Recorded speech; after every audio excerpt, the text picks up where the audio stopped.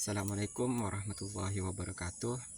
Perkenalkan, nama saya Ahmad Haryadi. Saya dari Prodi Agribisnis semester 1. Saya di sini akan menjelaskan tentang pasca panen. Apa sih yang dilakukan dalam pasca panen? Yang pertama, kita harus membersihkan dan pembersihan dan pemisahan. Produk pertanian seringkali perlu dibersihkan dari tanah atau residu lainnya. Pemisahan bahan yang baik dari yang tidak baik juga dapat diperlukan. Yang kedua, pengemasan. Produk pertanian di mana dikemas dengan baik untuk mempertahankan kualitasnya selama penyimpanan dan transformasi. Yang ketiga, penyimpanan. Produk disimpan dalam kondisi yang sesuai agar tetap segar. Ini dapat melibatkan suhu, kelembapan, dan ventilasi yang diatur dengan baik. Yang keempat, pengolahan. Beberapa hasil pertanian mengalami tahapan pengolahan lebih lanjut sebelum sampai ke konsumen akhir. Misalnya, biji-bijian bisa diolah menjadi tepung. Yang kelima yaitu pemasaran dan distribusi. Produk pertanian diarahkan ke pasar atau ke seluruh distribusi yang sesuai. Ini bisa melibatkan penjualan langsung kepada konsumen, penjualan ke pedagang grosir, atau melainkan pasar daring.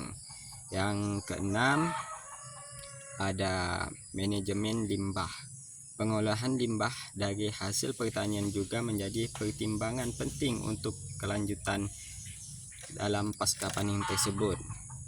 Yang ketujuh, analisis pasca panen. Evaluasi terhadap hasil dilakukan untuk meningkatkan proses di masa depan. Ini melibatkan pemantauan kualitas produk dan efisiensi operasional. Yang delapan, ada perencanaan musim tanaman berikutnya. Pertanian merancang tanah berikutnya berdasarkan pengalaman dan hasil dari musim panen sebelumnya. Itulah dari pembahasan pasca panen. Dalam pasca pemasaran, yang pertama ada pemahaman pasar. Kita harus memahami terhadap pasar. Analisis pasar untuk memahami kebutuhan konsumen, tren pasar, dan persaingan. Ini membantu pertanian atau produsen pertanian menyesuaikan produk mereka dengan permintaan pasar tersebut. Yang kedua, branding dan penandaan. Membangun identitas merek dan memberikan label atau penandaan yang jelas pada produk untuk membedakan dan dari produk pesaing. Yang ketiga, ada penentu harga. Menentukan harga yang sesuai dengan nilai produk dan pemasaran sasaran. Ini melibatkan pertimbangan biaya produksi, harga pesaing, dan keseimbangan konsumen. Yang keempat, ada promosi.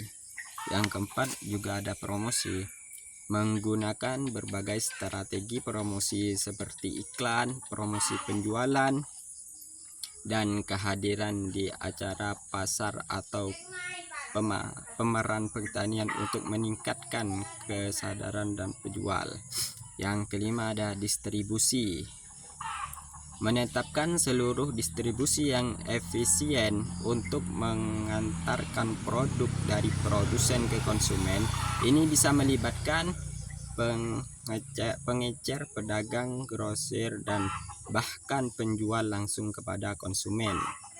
Yang enam, pelayanan pelanggan. Menyediakan layanan pelanggan yang baik untuk membangun kepercayaan dan mempertahankan pelanggan.